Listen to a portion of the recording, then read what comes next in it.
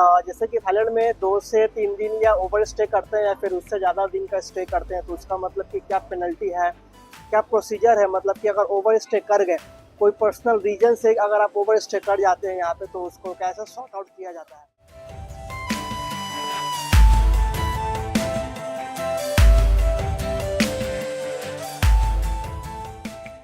तो hello what's up guys, welcome back to the channel guys. मेरा नाम है राहुल और मैं हूँ अभी थाईलैंड के खूबसूरत शहर बैंकॉक शहर में। और अभी फ़िलहाल मैं हूँ सेंट्रल वर्ल्ड के पास में। यहाँ पे आए थे कुछ काम से, तो मेरा काम हो गया और आज का वेदर बहुत ही अच्छा था, तो सोचे बाहर में बैठते एक सेट करते अच्छा सा बैकग्राउंड व्यूज़ और कुछ इन्फॉर्मेशन है जो आप लोग के साथ में शेयर करते हैं। कुछ भाई का सवाल था कि जैसे कि थाईलैंड में 2 से 3 दिन या ओवर स्टे करते हैं या फिर उससे ज़्यादा दिन का स्टे करते हैं तो उसका मतलब कि क्या पेनल्टी है, क्या प्रोसीजर है। मतलब कि अगर ओवर स्टे कर गए, कोई पर्सनल रीजन से अगर आप ओवर स्टे कर जाते हैं यहाँ पे, तो उसको कैसे सॉर्ट आउट किया जाता है। तो आज का ये जो ब्लॉग बनेगा इसी के ऊपर बनाएंगे। मतलब क्या पेनल्टी है, कितना दिन क्या इस ओवर स्टे करने पर आपको क्या फ़ाइन लगेगा, क्या नहीं लगेगा। अगर आप खुद से सरेंडर, जैसे कि कुछ लोग हैं ज़्यादा दिन ओवर स्टे कर देते हैं 90 डेज से ज़्यादा, तो अगर इसमें क्या प्रोसीजर है अगर आप खुद से अपने आप को सरेंडर करोगे तो। और अगर आप पकड़े गए तो उसका क्या पेनल्टी है, उसका क्या फ़ाइन है, उसका क्या प्रोसीजर है। आज का ये ब्लॉग में पूरा बात करने वाले हैं इसी के ऊपर। तो जिनका जो सवाल था ओवर स्टे का लेकर ना, तो वो आज के ब्लॉग में हम क्लियर करेंगे, ठीक है ना। तो ब्लॉग शुरू करने से पहले आप लोग से एक बार फिर से रिक्वेस्ट कर देते हैं, जो कि हर ब्लॉग में हम करते हैं।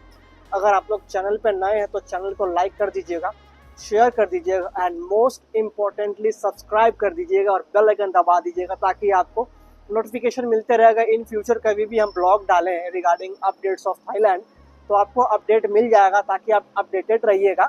और शेयर कर दीजिएगा, तो जो भाई लोग आना चाहते हैं, जिनको अपडेट चाहिए, तो वो हमारे ब्लॉग के माध्यम से उनको अपडेट मिल जाएगा, तो वो भी अपडेट रहेंगे। एक आइडिया मिल जाएगा उनको कैसे क्या करना है यहाँ पे आने के बाद में, या फिर यहाँ का जो डिटेल्स उनको चाहिए तो हमारे ब्लॉग के माध्यम से मिल जाएगा, ठीक है ना। तो चलिए आज का ब्लॉग शुरू करते हैं। तो शुरू करते हैं, हम नोटपैड में बना लिए हैं क्या क्या मेरे को आज डिस्कस करना है, क्या क्या पॉइंट्स। तो सबसे पहले पॉइंट्स डिस्कस करेंगे, जैसे कि ओवर स्टे जो लोग करते हैं, ठीक है ना, पेनल्टी फाइन वो इसके बाद में करेंगे। लेकिन अभी बात करते हैं जैसे कि in case of alien surrendering to the authorities. जैसे कि आपका over stay more than 90 days हो गया है, 90 दिन से ज़्यादा अगर आप ओवर स्टे कर गए हैं, तो इसमें अगर आप खुद से सरेंडर करते हो अपने आप को, तो इसमें आपको क्या होगा कि आपको ब्लैकलिस्ट किया जाएगा 1 ईयर के लिए। मतलब कि बैन किया जाएगा 1 ईयर आप थाईलैंड कंट्री में एंट्री नहीं कर सकते हो, ठीक है ना। और मोर देन 1 ईयर अगर आप स्टे कर जाते हो, 1 साल से ज़्यादा, जैसे 1.5 साल हो गया आपका, 2 साल हो गया, अगर आप स्टे कर जाते हो और आप सरेंडर करते हो अपने आप को जाकर, तो जब सरेंडर करोगे तो इसमें आपका पेनल्टी लगेगा, क्या पेनल्टी, सॉरी, बैन लगेगा 3 ईयर्स का, जिसमें कि 3 साल तक आप थाईलैंड एंट्री नहीं कर सकोगे। उसके बाद में फिर है आपका मोर देन 3 ईयर्स, जो लोग 3 साल से ज़्यादा रह गए हैं ओवर स्टे विदाउट वीज़ा, बिना वीज़ा का 3 साल से ज़्यादा रह गए थाईलैंड कंट्री में, तो वो अगर अपने आप को सरेंडर जब करेंगे तो उनको बैन लगेगा 5 ईयर्स का। मतलब कि 5 ईयर्स थाईलैंड में नहीं एंट्री कर सकेंगे। और जो मोर देन 5 ईयर्स जिनका ओवर स्टे थाईलैंड में है, मोर देन 5 ईयर्स, समझ सकते हैं आप, 5 साल से ज़्यादा जो लोग रह चुके हैं या 5 साल, वो अगर अपने आप को सरेंडर करेंगे तो उनका जो बैन लगेगा 10 ईयर्स का बैन लगेगा। मतलब कि 10 ईयर्स तक वो इस कंट्री में नहीं आ सकेंगे अगर अपने आप को सरेंडर करेंगे तो, ठीक है ना। और period of over stay in case of alien being arrested, अगर आप पकड़े जाते हो, अपने आप को सरेंडर नहीं किए हो, अगर आप पकड़े जाते हो कहीं चलते हुए या फिर कहीं से भी, या फिर इमिग्रेशन आके रूम से आपको पकड़ लिया, तो अगर पकड़ा उस टाइम अगर आपका स्टे रहा लेस देन अ ईयर का भी, तो आपको ब्लैकलिस्ट किया जाएगा 5 ईयर्स के लिए। मतलब कि आप 5 ईयर्स थाईलैंड में एंट्री नहीं कर सकोगे, तो ये देख लीजिएगा। और जैसे कि मोर देन अ ईयर, अगर आपका 1 साल से ज़्यादा है, अगर आप पकड़े गए हो, अरेस्ट कर लिए गए हो ऑफिसर के द्वारा, तो उसमें आपको ब्लैकलिस्ट किया जाएगा और आपको पेनल्टी बैन किया जाएगा 10 ईयर्स के लिए। मतलब कि 10 साल तक आप थाईलैंड कंट्री में एंट्री नहीं कर सकते हो। तो ये आप लोग देख लीजिएगा, ऐसा गलती नहीं कीजिएगा जो लोग, अगर इन केस आपका इमरजेंसी रहता है, अगर आपके पास में कोई प्रॉब्लम हो गया, तो आप हद से ज़्यादा 2 वीक्स का ओवर स्टे कर सकते हो। जहाँ की 2 वीक्स का ओवर स्टे आप करोगे तो उसके बाद इमिग्रेशन में आपको जाकर गुड रीज़न देना पड़ेगा, एक वैलिड रीज़न देना पड़ेगा, जिसके कारण आप 2 वीक एक्स्ट्रा ओवर स्टे किए हैं, तो वो लोग सॉर्ट आउट कर देंगे, आपको 2 वीक का एक्स्ट्रा वीज़ा दे देते हैं, स्टैम्प कर देते हैं, पेनल्टी थोड़ा लगेगा, उसके बाद आपको एंट्री वापस कंट्री भेज दिया जाता है, ठीक है ना। तो ये 2 वीक्स मिनिमम, उससे ज़्यादा नहीं। तो ये रहा इसका। अब इसका हम बताएंगे आपका फाइन क्या क्या लगता है इसका, हम बता दे रहे हैं। जैसे कि standard fine for overstaying there permission of stay is 500 Thai baht. एक दिन का ओवर स्टे का फाइन लगता है, जो कि आपको पहले भी ब्लॉग में एक बार हम बताए थे। एक दिन एक्स्ट्रा जो अगर स्टे करोगे आप, तो उसका 500 थाई बाट लगता है। This fines have maximum limit, इसका जो लिमिट रहता है फाइन का 20,000 थाई बाट का लिमिट रहता है, इससे ज़्यादा नहीं लगेगा, 20,000 थाई बाट का। व्हेन ओवर स्टेइंग 40 डेज और उससे ज़्यादा, 40 दिन से ज़्यादा अगर आप स्टे कर जाते हो कंट्री में, और जब आप वापस जाओगे सरेंडर करके, तो आपको 20,000 थाई बाट पे करना पड़ेगा एट द एयरपोर्ट इमिग्रेशन में, ठीक है ना। और फिर देखिए, over staying for 90 days or more is a serious offense that will result in the guilty party being deported and banned from entering Thailand। जो कि आपको स्टार्टिंग में बताया कि अगर 90 दिन से ज़्यादा एंट्री करते हो, रह जाते हो, ओवर स्टे कर जाते हो आप, तो आपका ये बैन हो जाएगा, आपको एंट्रिंग इन थाईलैंड, और आपको डिपोर्ट कर दिया जाएगा पकड़ाते हो तो, या फिर आप सरेंडर करोगे तो भी आपको वापस भेज दिया जाएगा, ठीक है ना। और फिर देखिए, how much is a fee for over stay in Thailand. Fee क्या है, यही फ़ी जो आपको बताए हैं।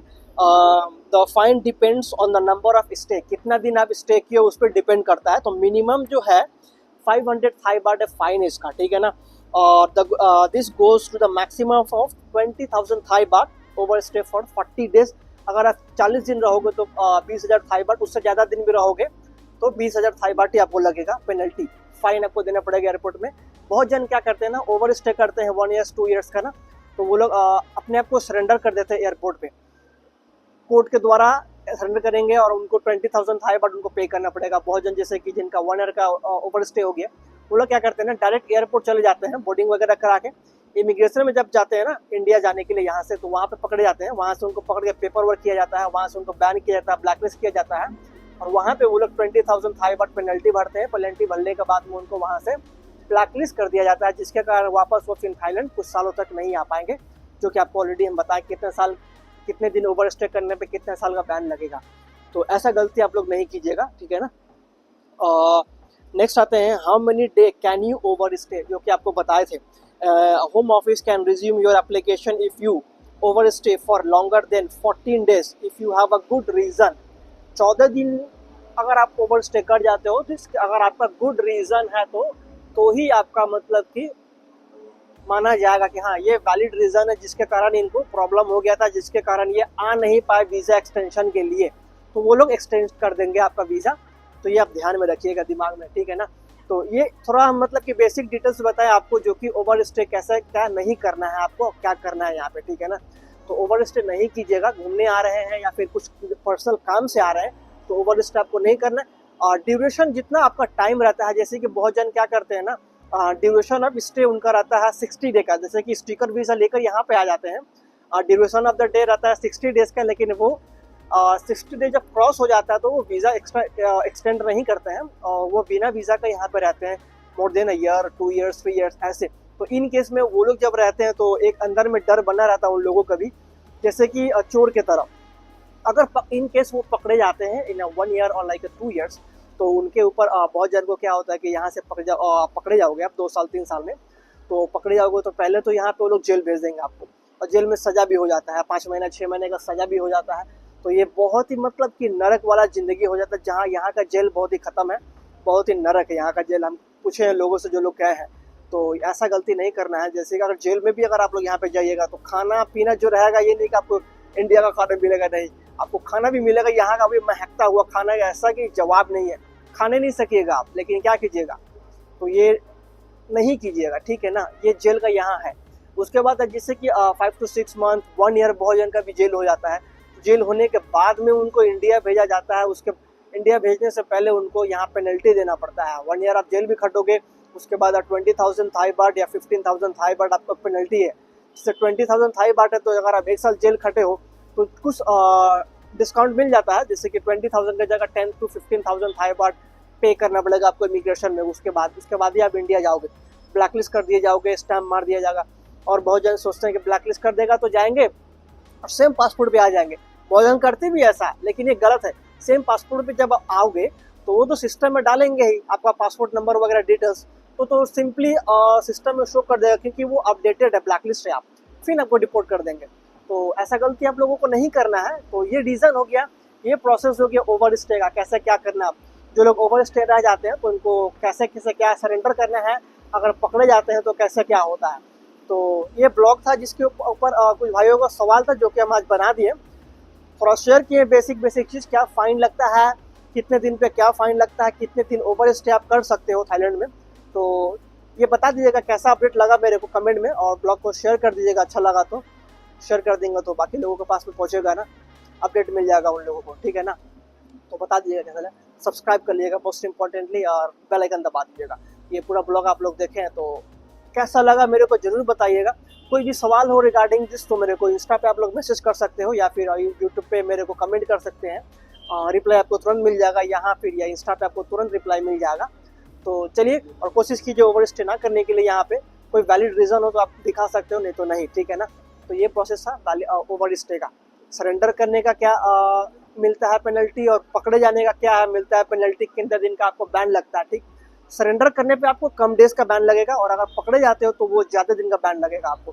तो किस में बेनिफिट्स है? बेनिफिट्स तो दोनों में नहीं है, लेकिन ये करना नहीं चाहिए। लेकिन फिर भी अगर आप लोग सरेंडर भी करते हो यहाँ पे ओवर स्टे करने के बाद में, अगर आप सरेंडर भी कर रहे हो तो आपका जो बैन लगेगा डिपेंडिंग्स ऑन द डे, कितने दिन आप ओवर स्टे किए हो, और फाइन भी वही उतने ही डिपेंड लगेगा, कितना दिन का स्टे था उसके अनुसार आपको फाइन देना पड़ेगा। तो बहुत जन वही करते हैं, एक्स्ट्रा देर ओवर स्टे रहने के बाद में नहीं पकड़ाते हैं, तो कोर्ट के द्वारा अपने आप को सरेंडर करते हैं, फिर कोर्ट के द्वारा उनको यहाँ से इंडिया भेजा जाता है ब्लैकलिस्ट करके, और बैन कर दिया था 3 to 5 years, मतलब कंट्री में नहीं आ सकते हैं।